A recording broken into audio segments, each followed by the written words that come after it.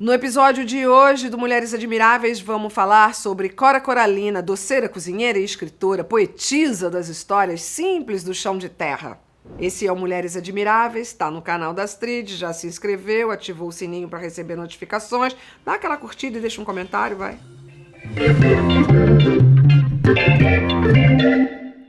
Um rio, uma ponte, uma rua de terra, uma casa com muitas janelas. Assim viveu Cora Coralina, com genuína simplicidade. Ela sempre gostou de escrever, mas o primeiro livro, Poemas dos Becos de Goiás e Histórias Mais, só foi publicado aos 75 anos de idade.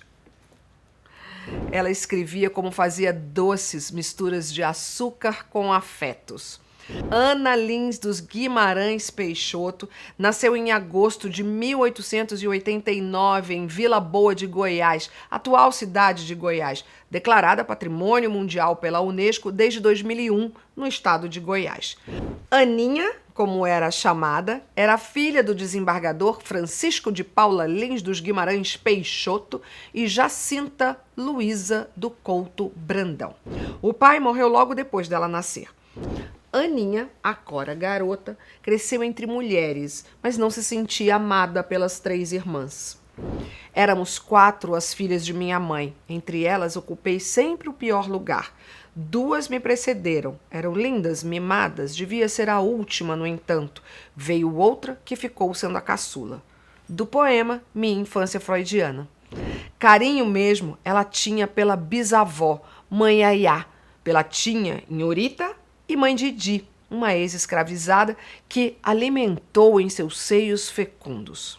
A casa da família era conhecida como a Casa da Ponte, construída em 1770, às margens do Rio Vermelho, onde navegaram os bandeirantes na época da exploração do ouro, um lugar inspirador que hoje é o Museu Casa de Cora Coralina. Era no quintal da casa que a menina poeta soltava a imaginação. Sempre gostei de olhar carreirinha de formiga, seus movimentos, suas constâncias. Acho que aprendia muito com elas, que formiga muito ensina. Aquele vai e vem continuado, aquele poder, o quintal era grande, o meu mundo. Aninha estudou apenas até a 3ª série primária e só teve uma professora, Silvina, a mesma da mãe dela. Apesar de querer aprender, ela tinha muita dificuldade de compreensão. Só conseguiu se entender com a escrita graças à dedicação da mestra Silvina.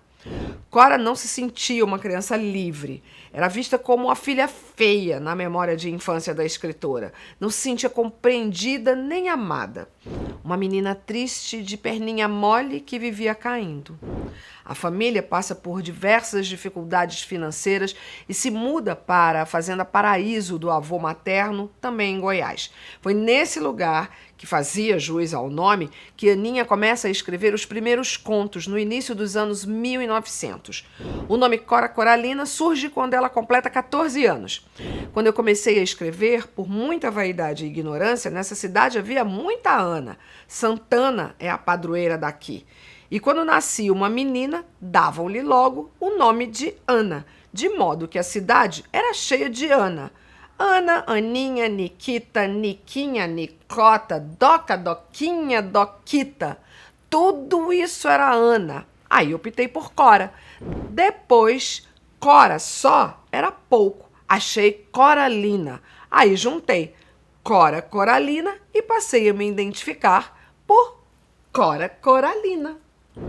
Cora passou a frequentar os encontros do Clube Literário Goiânico e a publicar seus escritos no jornal da cidade, O Goiás. Cora também colaborava com o jornal A Imprensa. Ela escrevia sobre assuntos variados, mas dava atenção especial a temas relacionados a romance e à natureza. O professor Francisco Ferreira dos Santos Azevedo escolheu o conto Tragédia na Roça para ser publicado no Anuário Histórico, Geográfico e Descritivo do Estado de Goiás de 1910 e se derrete em elogios à jovem escritora.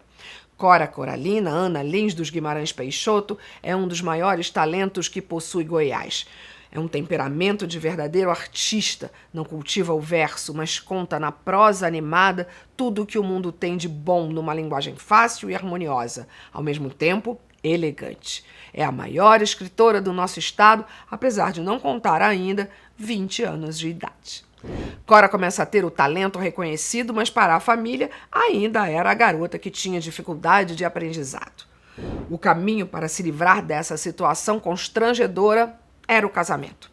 Cora Coralina casa em 1910 com o advogado paulista Cantídio Tolentino de Figueiredo Bretas, 22 anos mais velho do que ela.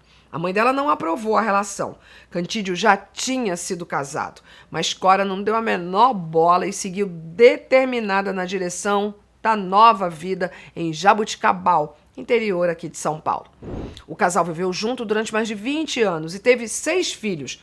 Cora criou ainda a menina Guajajarina, filha de Cantídio, com uma mulher de origem indígena.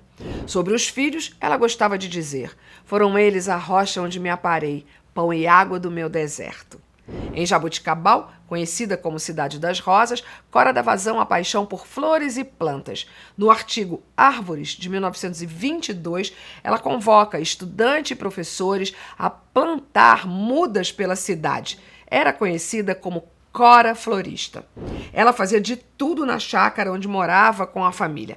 Adubava, plantava, podava, fazia enxertos, conhecia os segredos da terra, flores e plantas como poucas, herança dos tempos de Goiás. Foi um tempo bom, mas longe das publicações. Quando casei, meu marido era muito ciumento. Não aceitava que eu publicasse, aceitava apenas que escrevesse, mas não que publicasse. Durante quase toda a minha vivência da vida conjugal, era muito, muito pouco o que eu escrevia.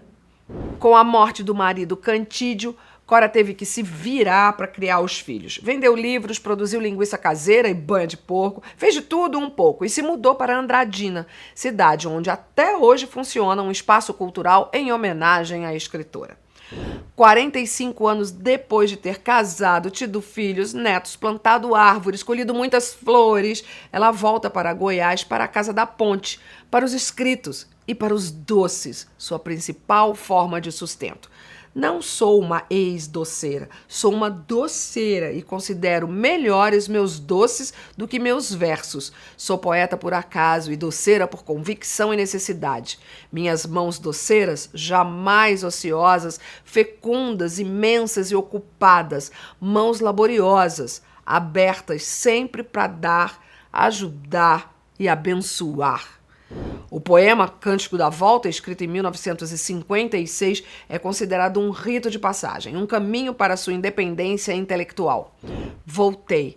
Ninguém me conhecia, nem eu reconhecia alguém. 45 anos decorridos. Procurava o passado no presente e lentamente fui identificando a minha gente. Ela ganha uma máquina de escrever do escritor Tarquínio de Oliveira e começa a organizar os escritos para publicação. Em meados da década de 60, Cora volta para São Paulo em busca de editoras. Foi uma dura peregrinação até a publicação do primeiro livro em 1965 pela editora José Olímpio. Cora Coralina tinha 75 anos quando publicou Poemas do Beco de Goiás e Histórias Mais. Na apresentação da edição, ela dizia que ali não estavam impressos versos, mas sim um modo diferente de contar velhas histórias. Depois dessa experiência emocionante, Cora lançou o meu livro de cordel, que reúne mais de 40 poemas e apresenta a alma dos rios, das pedras, a simplicidade da vida, do amor e da morte. Tudo em mim vai se apagando. Cede minha força de mulher de luta em dizer estou cansada. A claridade se faz em névoa e bruma. Deixo de reconhecer rostos amigos, familiares. Um véu tênue vai se incorporando no campo da retina. Passam lentamente como ovelhas mansas os vultos conhecidos que já não reconheço.